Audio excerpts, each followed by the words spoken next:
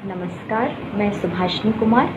आज मैं आपके समक्ष डॉक्टर विनोद गायकवाड़ जी की साईं बाबा उपन्यास का पठन प्रस्तुत करने जा रही हूँ। इस उपन्यास को प्रोफेसर प्रतिभा मुदलियार जी ने हिंदी में अनुवाद किया है। साईं बाबा से दूसरे भाग का 8वां दृश्य प्रस्तुत है। काफी समय बीत गया था। वह युवक अपने चारों ओर रहस्य का वलय बनाए हुए था, पर अब लोगों को उसके प्रति कोई रहस्य नहीं रहा था, कारण अब उसके बारे में सब कुछ समझ पाना असंभव था। इसका यकीन हो गया था और उन्होंने इस बात का पीछा छोड़ दिया।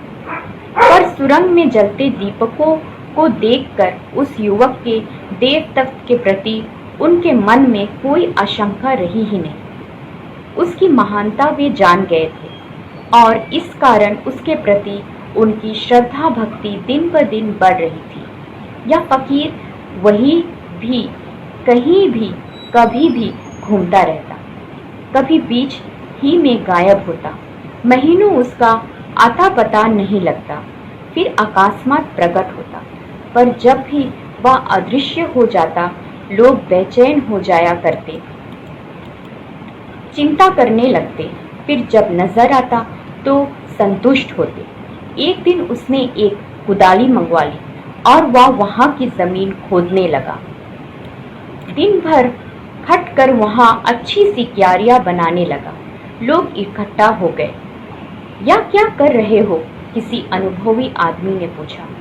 यहाँ पौधे लगाने की सोच रहा हूँ, हंसकर उसने कहा। कौन से पौधे? फूलों के। और यहाँ? आश्चर्य व्यक्त करते हुए किसी ने पूछा। इस जमीन में? हाँ, क्यों?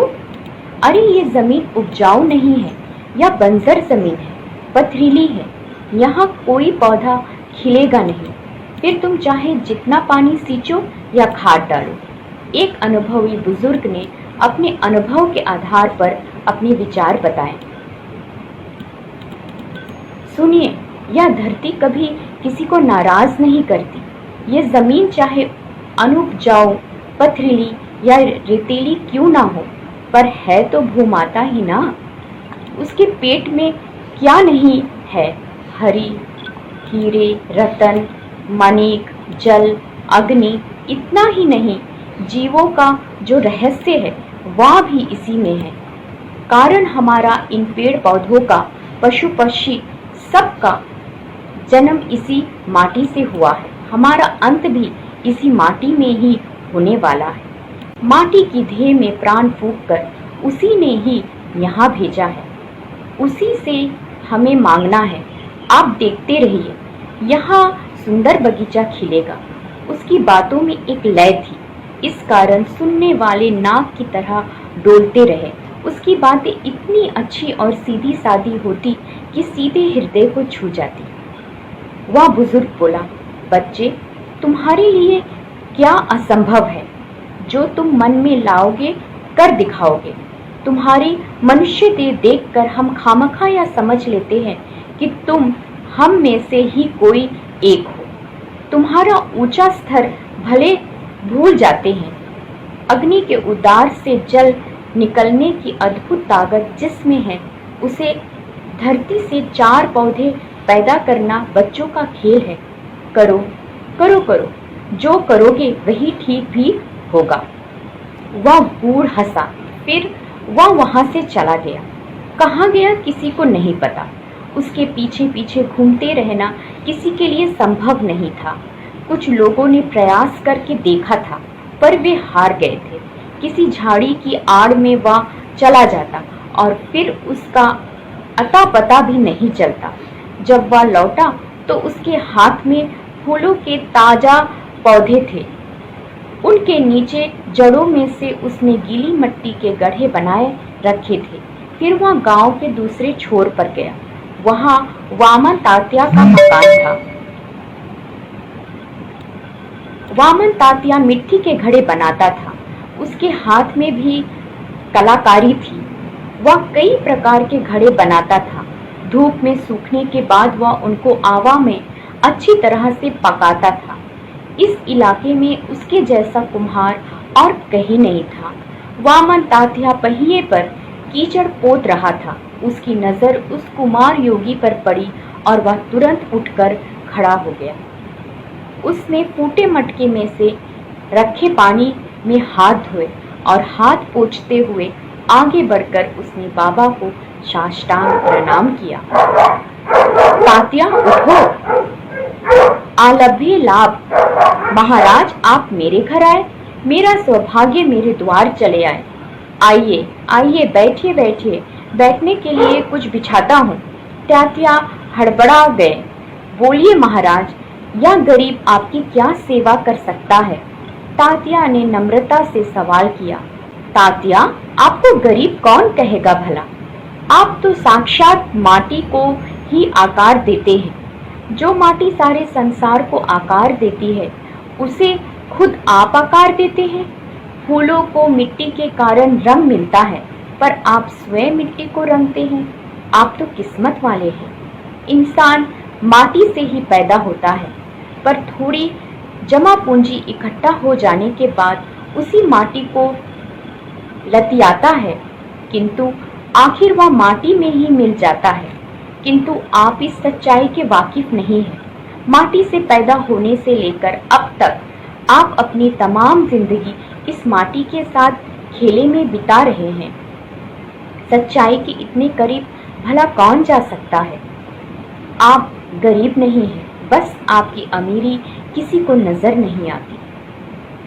महाराज, आप महान विचारक हैं, बड़ी बातें आपको समझ आती हैं, पर मैं तो अदना सा इंसान, मुझे यह बात सूझी ही नहीं। उल्टे मैं यही सोचता रहा कि मेरी किस्मत ही फूटी है। बाकी लोग सोने चांदी में खेलते हैं और मेरी किस्मत में यह मिट्टी। पर आज इस बात का, सच का ज्ञान हुआ। धन्य हो प्रभु, धन्य हो, आपने इस अनाड़ी का आज उद्धार कर दिया। बैठिए, मैं आपके लिए कुछ खाने के लिए ले आता हूँ। नहीं नहीं, क्यों? मुझे भूख नहीं है। बिना भूख के खाना पाप है, या पाप जो करता है उसे रोग के फल चखने पड़ते। जो एक बार खाता है वह योगी, जो 2 बार खाता है वह भागी, 3 बार खाता है वह रोगी, और जो 4 बार खाता है उसकी होती मौत। इस बात पर दोनों हंसे। तात्या, जी महाराज, मैं तुम्हारे पास एक काम ले आया हूँ। मेरा भाग्य, यदि मैं आपके किसी काम आया तो मेरा जीवन धन्य हुआ, सार्थक हुआ। कहिए, मैं क्या सेवा कर सकता हूँ आपकी? तात्या ने खुश होकर, मुझे घड़े चाहिए। आप जितना चाहेंगे दूंगा, 2 ही काफी है। अच्छे पके हुए घड़े हैं, मैं लेकर आता हूँ। नहीं नहीं, मुझे पके घड़े नहीं चाहिए। फिर? अचरज से तात्या ने सवाल किया। मुझे हर रोज मिट्टी के 2 कच्चे घड़े चाहिए। आप देंगे? पर कच्चे ही क्यों?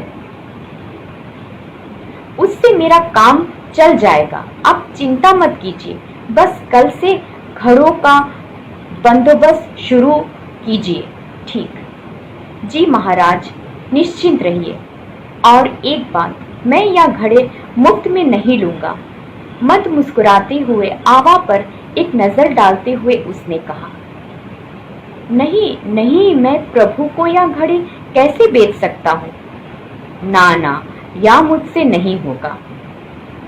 फिर मुझे घड़े नहीं चाहिए, मजदूरी आपको लेनी ही होगी। तात्या, हम ऐसा करते हैं, उसके बदले में मैं अपने तरीके से उसकी कीमत दूंगा। कभी दे पाऊंगा, कभी दे नहीं पाऊंगा, पर एक बात का ध्यान रहे, तुम्हारी मेहनत मुफ्त नहीं जाएगी, और मैं स्वयं भी दूसरों की मेहनत पर जीना नहीं चाहता। इससे फिर जो मुझे मृत्यु ही भले लगेगी। खैर, मैं अपने तरीके से उसकी कीमत चुकाऊंगा, बाबा ने कहा। तात्या ने हाँ में गर्दन हिलाई और कहा, आपके आशीर्वाद से अधिक और कौन सा पुण्य हो सकता है? कल सुबह मैं 2 घड़े लेकर आता हूँ। ठीक है, आना। मैं कल आपकी राह देखूंगा। और वे उठकर चल पड़े। धन्यवाद।